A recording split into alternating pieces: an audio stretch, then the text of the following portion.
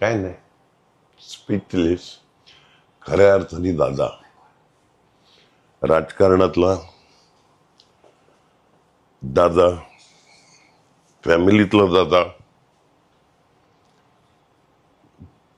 कोणताही राजकारणी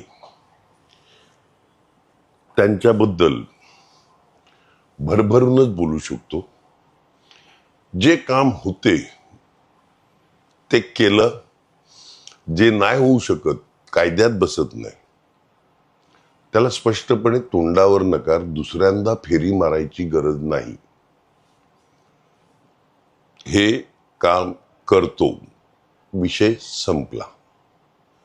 अधिकाऱ्यांवर, प्रशासनावर आणि सगळं नॉलेज असलेलं इकडे पकड अधिकारी, प्रशासन आणि बारके सारखे बारकावे सगळे राजकारणातले माहिती आहेत. कोणत्या नियमात काय बसवता येईल, काय नाही बसवता येणार, सगळ्यांचे दादा होते. आजची घटना आपल्या मनाला कशी चटका लावते? कारण महाराष्ट्राच्या राजकारणातला एक धुरंधर राजकारणी आणि धुरंधर नेता आज आपल्यामधून निघालेला आहे. खऱ्या अर्थाने माझ्या या कारकिर्दीमध्ये जे काही मनाला चटका लावून जाणारे होते ना, 1, 2, 3 नेते, त्यातलं अजितदादांचं वरचं स्थान होतं. स्पष्ट पण प्रेमळ बोलताना काही जणांना फटकळ वाटायची.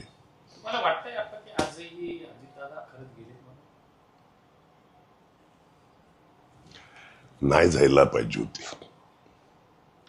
अगदी 2 दिवसापूर्वी महानगरपालिकेच्या इलेक्शन नंतर आमचं बोलणं झालेलं.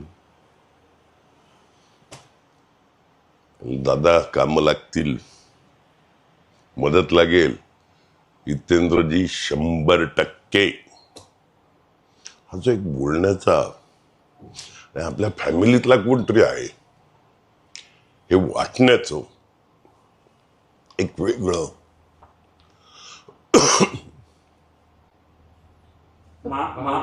भावनेनं आपला सुद्धा कंठ दाखवली होते. एक अनेक राज्यामधले जे नेते आहेत, जे सिनियर आहेत, जे मोठे लोक आहेत, प्रत्येकाने हंबरडा फोडलेला आहे अजितदादाची बातमी आहे. आपला सुद्धा कंठ दाखवला. राजकारणाच्या पलीकडे होत माणूस होता. पक्षाचं कधी बघितलं नाही त्यांनी, कोण कोणत्या पक्षाचा आहे, कोण कशा प्रकारे. आयुष्यात पक्षाच्या पलीकडे सगळ्यांना मदत केलं. खऱ्या अर्थाने दादा. तुम्हाला सुप्रिया सुळेंनी एक ट्विट केलेलं आहे की उद्ध्वस्त झालं. एका शब्दामध्ये त्यांनी 100%. म्हणजे ते नाही, अनेक लोक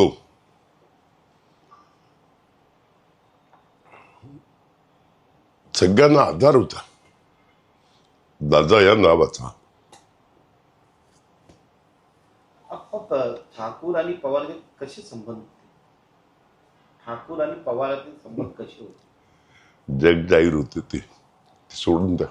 पण महापालिका रिझल्ट लागल्यावर त्यांनी तुम्हाला अक्षरशः फोनवर सॅल्यूट सांगितलेलं की एवढं यशावर बोलले का महाराष्ट्रात सगळी धुळधाण होत असताना तुम्ही तुमचा गट राखला. सॅल्यूट. धन्यवाद.